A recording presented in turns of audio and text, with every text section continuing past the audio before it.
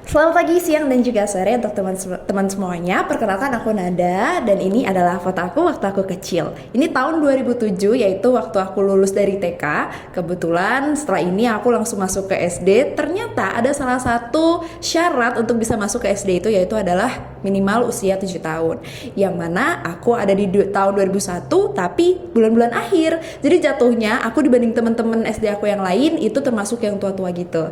Masuk deh ke SMP ataupun SMA ternyata makin jauh gapnya antara teman-teman aku dan aku sendiri. Aku masuknya golongan yang tua-tua gitu loh. Terus masuklah ke kuliah, tapi ternyata aku harus gap year dulu. Jadinya gap umur aku sama teman-teman aku tuh semakin jauh.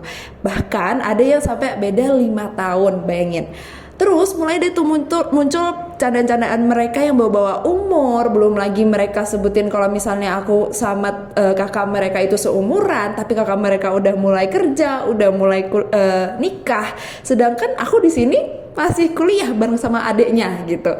Dan akhirnya dari yang awalnya aku ikut-ikut ketawa, lama-lama kepikiran juga, apa bener ya di usia aku yang sekarang aku tuh harusnya udah nggak di sini lagi, tapi aku udah harusnya kerja, aku udah harusnya sukses, aku harusnya udah punya penghasilan sekian. Mulai muncul kekhawatiran dari diri aku sendiri. Yang di situ aku ngerasa kayaknya aku lagi ada di fase yang namanya quarter life crisis. Sebenarnya apa sih yang disebut dengan quarter life crisis itu sendiri? Quarter life itu kan berarti kita berada pada fase umur 20 sampai 30. Di mana quarter life crisis ini berarti artinya kita lagi ngerasain khawatir akan masa depan kita, karena pada fase tersebut kita tuh mulai sadar kalau ternyata tuh banyak banget masalah di kehidupan kita, banyak banget pilihan-pilihan dalam kehidupan kita yang harus kita jalani gitu.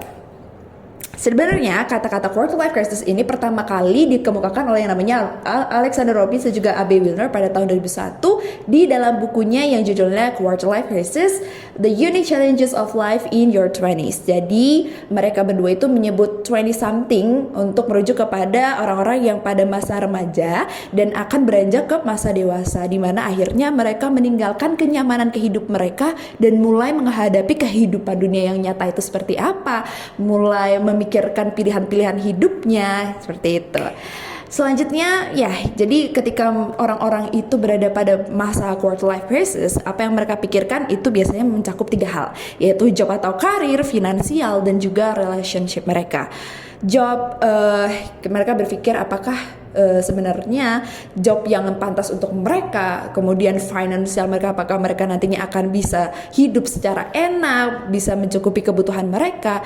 Dan relationship ini nggak melulu tentang partner, pasangan, pacar, suami gitu ya, tapi juga tentang pertemanan mereka dan juga keluarga mereka. Boleh di next.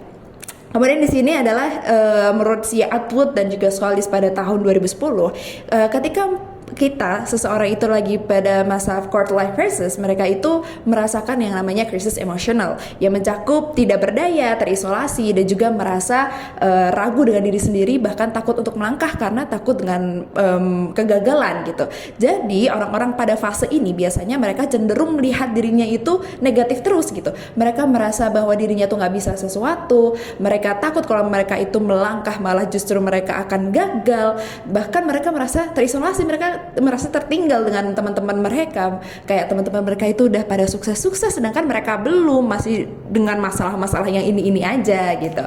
Nah, ada beberapa faktor yang menyebabkan seseorang itu bisa terjebak dalam yang namanya quarter life crisis, yaitu adalah ada 2, yaitu faktor internal dan juga faktor eksternal. Nah, untuk faktor internal sendiri, yaitu dari diri kita sendiri, ada yang namanya identity exploration, di mana pada fase ini kita sebagai seorang itu mulai mengeksplorasi diri kita sendiri, identitas kita sendiri. Dan pada fase ini itu kita mulai merasa khawatir dan ragu karena dengan kita mengetahui diri kita itu ternyata cenderung kita malah terlalu berpikir tentang keputusan yang akan kita ambil, karena ya kita memikirkan apakah keputusan yang nantinya akan kita ambil ini cocok untuk diri kita sendiri atau enggak. Selanjutnya adalah instability, di mana ya kita tahu lah kehidupan kita akan terus berubah, gaya hidup akan terus berubah, dan gaya hidup orang tua kita juga pasti beda banget sama kita sekarang.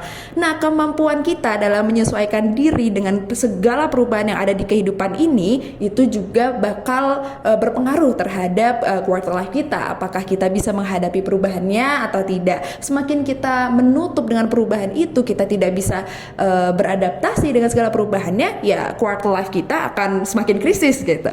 Kemudian selanjutnya adalah sebelumnya. Nah, selanjutnya adalah being self-focused, di mana adalah ketika kita menghadapi sebuah permasalahan, mungkin ada banyak masukan-masukan dari orang luar untuk menyarankan sebaiknya seperti ini, sebaiknya seperti itu. Tapi balik lagi, kita yang lebih tahu akan diri kita sendiri, kita tahu mana yang terbaik untuk diri kita sendiri. Oleh karena itu, sebenarnya ini bisa menjadi positif juga bisa jadi negatif. Kita tahu mana yang terbaik, tapi kita juga jangan terlalu menutup diri kita dengan saran-saran dari orang lain juga.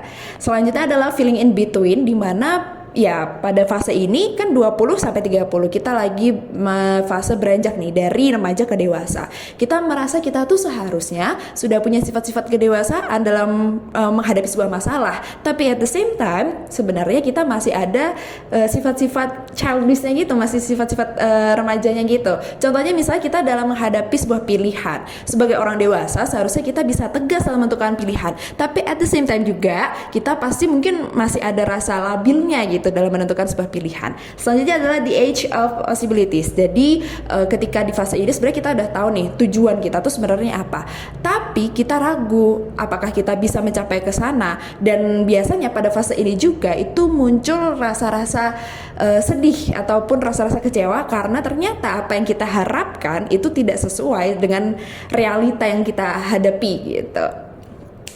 Selanjutnya ada juga faktor dari eksternal atau dari luarnya, yaitu dari teman, percintaan maupun keluarga. Bisa aja kehidupan teman-teman kita ataupun pasangan kita malah jadi pressure untuk kita sendiri karena mereka mungkin lebih sukses dibanding kita. Kita start untuk membandingkan diri kita dengan orang lain.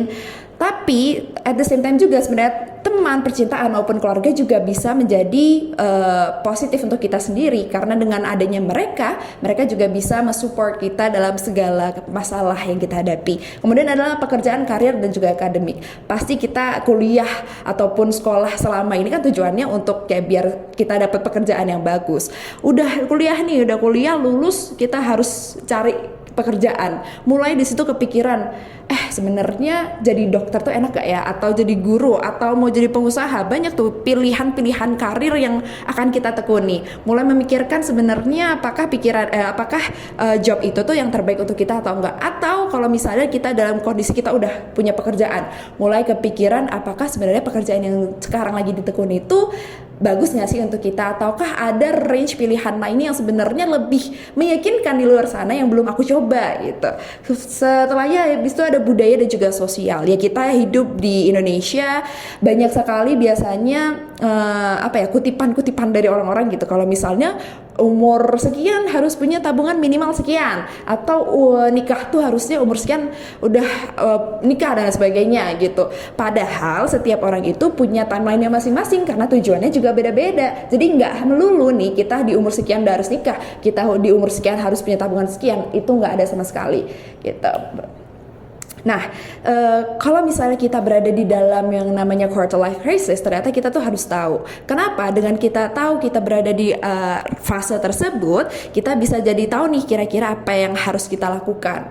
Karena kalau enggak aware, nanti jatuhnya malah kita jadi stuck di situ doang. Nah, ada beberapa tanda sebenarnya ketika orang itu ternyata sudah terjebak di dalam quarter life crisis. Yang pertama adalah mulai bingung, kita nggak tahu nih tujuan kita ke depannya itu mau jadi apa.